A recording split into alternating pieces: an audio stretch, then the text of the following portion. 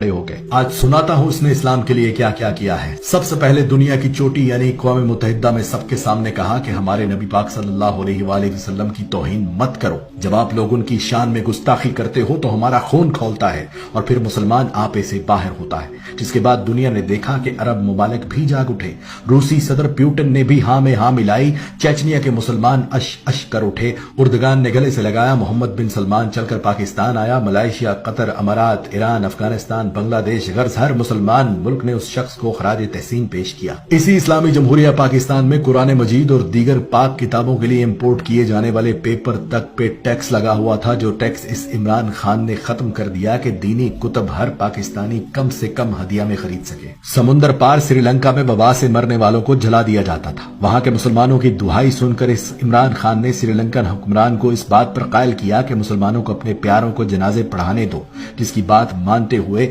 سری لنکا کی حکومت نے قانون بدل دیا۔ سرور کائنات کی ولادت پر درود و ذکر مصطفیٰ اور اسمبلیوں میں چراغاں کر کے اس وطن کی فضاؤں کو حضور کے ذکر سے معطر کر دیا۔ رحمت للعالمین اکیڈمی بنا دی کہ جس میں علماء اکرام کو شامل کیا اور کہا اس قوم کے بچوں کو نبی پاک صلی اللہ علیہ وآلہ وسلم کی زندگی پر چلنا سکھائیں۔ اسکولوں، کالجوں، یونیورسٹیوں میں قرآن پاک اردو میں پڑھنا لازم قرار دے دیا کہ اس کے بغیر ڈگری بھی نہیں دی جائے گی۔ ایاک نعبد و ایاک نستعین کا ورد کرنے والے اس عمران خان کا چرچا پوری دنیا کے میڈیا پر ہوا کہ اس دنیا میں ایک مسلمان لیڈر ایسا بھی ہے جو جب مدینہ پہنچتا ہے تو تعظیم میں مدینے کی مٹی پر جوتا تک نہیں پہنتا۔ ہاتھوں میں تسبیح، زبان پر درود پاک، جسم پر قومی لباس، پر اعتماد چہرہ، جس ملک بھی گیا رستے بھی گواہی دینے لگے کہ کوئی مسلمان لیڈر آیا ہے۔ واحد لیڈر جو اسلام کے قانون کو مانتے ہوئے فوراً عدالت میں پیش ہوا کہ اگر حاکم وقت کو بھی قاضی بلائے تو قاضی کے سامنے پیش ہونا ہے۔ بھارت کی طرف سے دوستی اور تجارت بڑھانے کا خط آیا تو بھارتی منافقت اور دوہرے معیار پر یہ کہہ کر انکار کر دیا کہ جب تک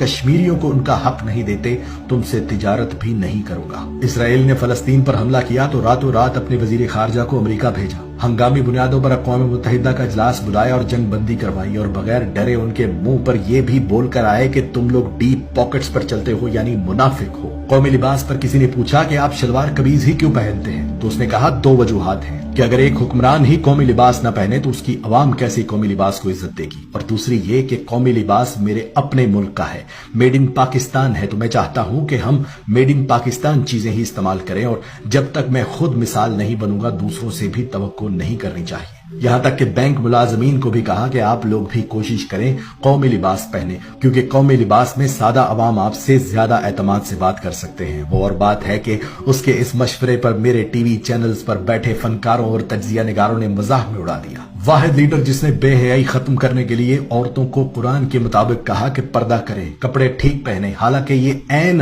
حکم قرآن ہے کہ اپنی عورتوں سے کہہ دو کہ جب باہر نکلے تو اپنا جسم ڈھانپ لے، مگر اس مشورے پر بھی میرے میڈیا سمیت اپوزیشن اور تمام علماء اکرام میں سے بھی کوئی اس کی حمایت کو نہ آیا اور وہ مشورہ بھی مزاح میں اڑا دیا گیا۔